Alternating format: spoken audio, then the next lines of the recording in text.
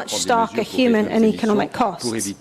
But we will not reverse the effects of global warming that have already been locked in.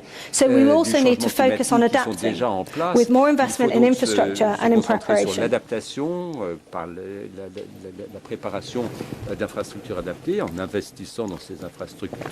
Finally, we need to reverse the long-standing productivity slowdown and boost economic growth in the medium and the longer term. New technologies provide a fantastic opportunity here, with generative artificial intelligence offering the potential for large productivity gains. This chart shows some early evidence of how much more efficiently people using AI are at performing activities.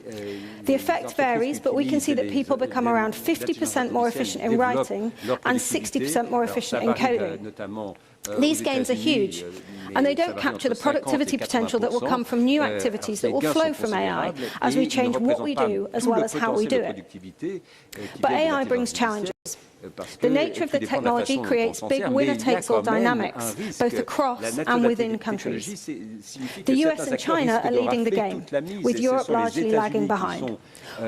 One illustration of this is the dramatic rise in AI-related patents. These are disproportionately higher in the US and China, as we can see on this chart. The development of AI is rapidly deepening the gap between those adapt and use technologies to put themselves at the productivity frontier and those that do not.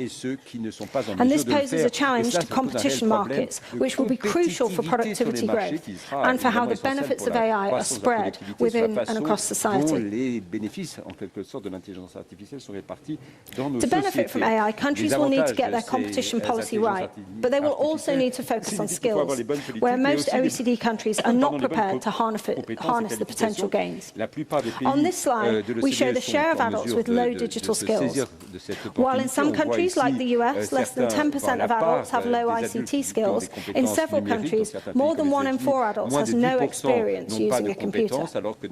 Unless this changes, many people will be left behind in the digital transition. So let me conclude. After a better than expected 2023, we see a brightening outlook, though overall growth remains relatively modest. Inflation is continuing to decline and unemployment is low.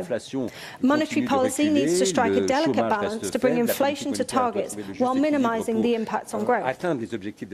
Public debt is high and fiscal pressures are mounting. There's never an attractive time to build fiscal space, but the time is now. And most importantly, we need to focus our energies on increasing growth for all.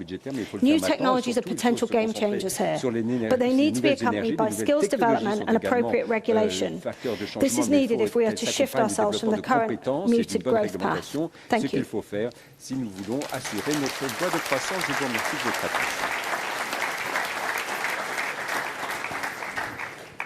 Claire, thank you very much for that presentation. Merci we'll now infiniment open it up to the floor for journalists. Vous avez maintenant like la parole si vous souhaitez poser des questions. N'hésitez pas, le chef économiste est à votre disposition. Merci de vous présenter, donner votre nom et le média pour lequel vous travaillez. Merci. On va commencer par ici, madame. Thank you very much. I'm from NHK, Japan's public broadcaster. So now Japan is currently continuing its accommodative monetary policy, and the yen is historically weak. If the current level of yen depreciation continues, what negative impact do you think it will have on the Japanese economy and in the future? And also, does this outlook reflect the impact of the current depreciation of the yen? Yeah, sure. You're right, we've seen a depreciation in the yen over a period now.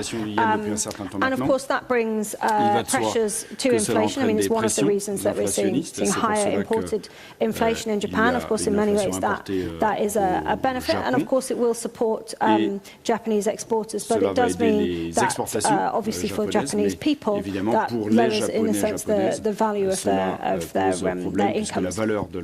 And so we'll create a pressure there for them on their real budgets. Sure, we'll go right there. Angel, could you stand up, please? Thank you. Angel Calvo from the Spanish press news agency EFE. The two countries where the regions have been the most important have been Russia and Argentina.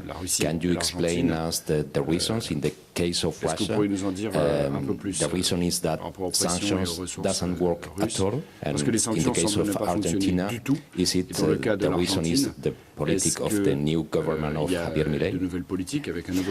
So look, the Russian economy is going through an incredibly challenging period. I mean, of course, the data on the Russian economy is very uncertain, but there is no doubt that the Russian economy is struggling, although the growth numbers are slightly higher and have been revised up on some people's expectations. I mean, much of that activity is consumed by the war and is production for the war. That is, of course, of no benefit to the people of Russia.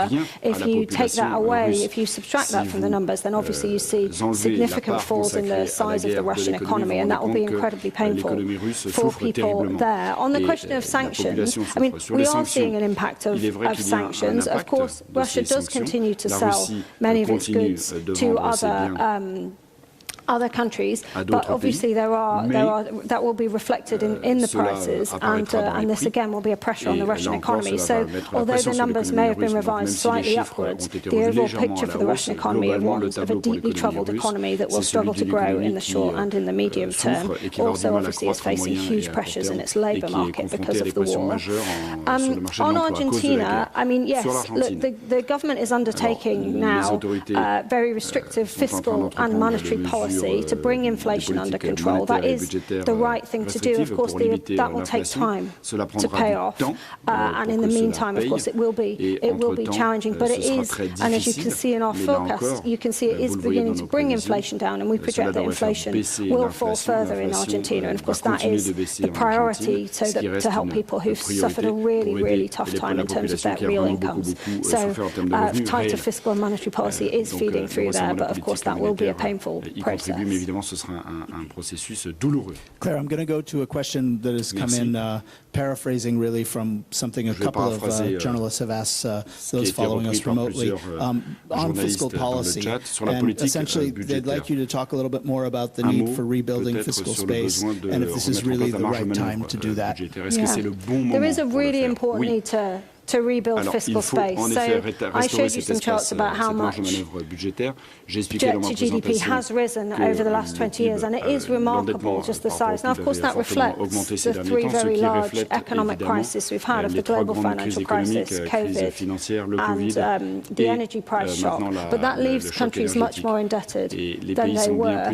If you think looking forward about the pressures to come, then that just underscores the importance of taking action now. So ageing will be a huge issue for most advanced economies and creates very significant fiscal pressures. Several percentage points of GDP, additional fiscal spending is going to be needed to cope with ageing. In addition, you need to add pressures from the climate transition. We know that will need a lot of investment, both public, but mostly private investment. But again, fiscal space will be used for that.